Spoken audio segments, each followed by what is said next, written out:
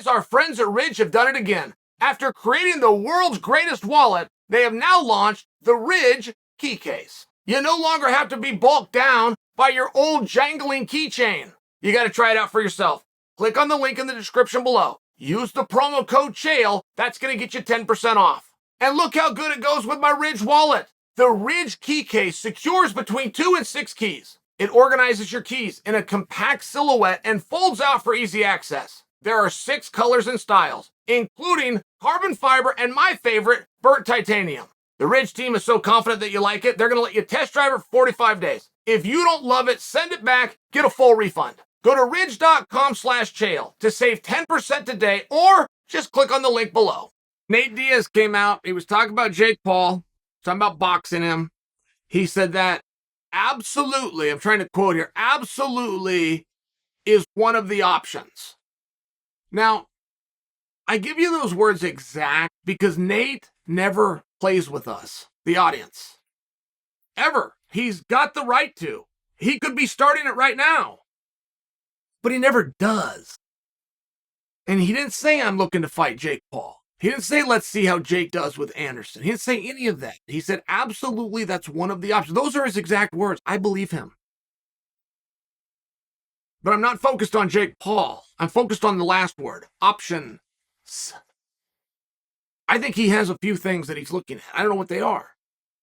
Is there any boxing match you'd like to see for Nate Diaz that isn't Jake Paul?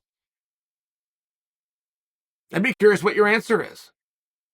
I mean, are we just having fun out there? That's not usually the Nate route. But I mean, there's something to this KSI guy. Not for nothing. You can dismiss him all you want. There's something to him.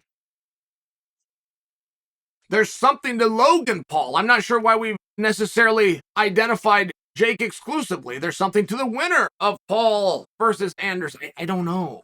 But Nate said options. He said he's looking at options. I believe him. In that same interview, Nate was talking about his frustrations with MMA.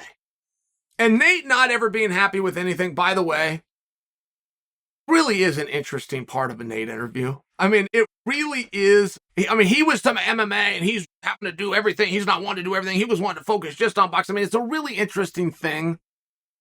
Like, Nate does his best work when it's Nate versus the world.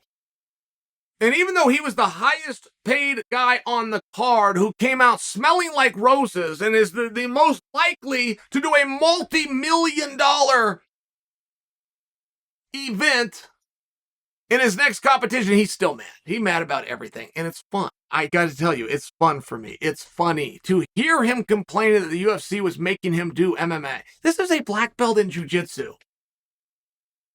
He threw up his first arm bar. He threw up his first 1,000 arm bars before he ever threw his first punch. But now he's complaining, got to go do grappling in MMA. It's one of these things. It's one of these really interesting things. And I'm not totally sold on the boxing. I'm not. I think that one of Nate's ideas that he's going to extend into, working in this idea of a promotion on his own, is grappling. I think he's very much going to look at the one model. One championship will do kickboxing. They'll do MMA. They'll do grappling. Hell, they'll combine it within the same match. I think that's what Nate's looking to do. And Nate said that. I mean, I got that idea from him. He said boxing, kickboxing, MMA. He said grappling. I think that Nate versus that you fill in the blank for who his opponent is going to be with boxing, right? Particularly if you're not, if you don't say Jake Paul, if you have to go to someone else, it probably would be a step down. I think that Nate versus Jake would be the biggest thing, but let's just say you're going to step down. Whatever that answer is, I feel you could do an equal answer if you made it grappling rules. And now you've just opened the world to everybody. Absolutely everybody just got over, because everybody can grapple. They're not going to get hurt. Now you got all sorts of celebrities. I realize maybe that's not what you want to see, but we're talking about that theme. We're talking about what ifs. We're talking about trying to guess what a very elusive guy is going to do based on very limited information that we've been given.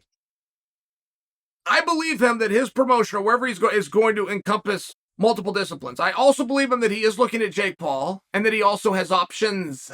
I believe that.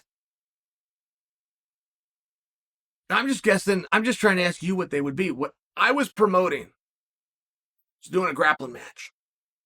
And I got a call from Din Thomas.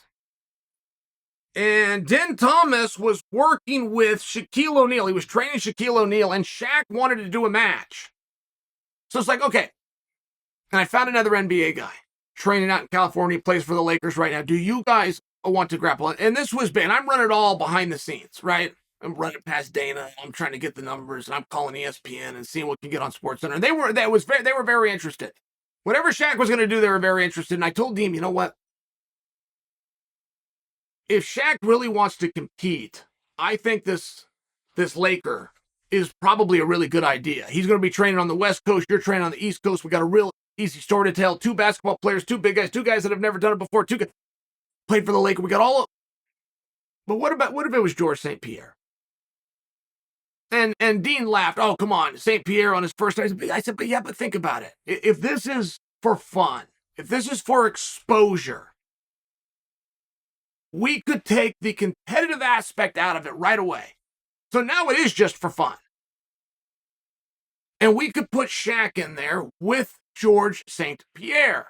And Dean said, I see what you're saying. He said, I see what you're saying. We had some further talks, but then I make my calls. I call Dana, I call ESPN. They said, hey, get it. We'll break into SportsCenter tonight if you have that signed. And they didn't say that for anything else that we had done.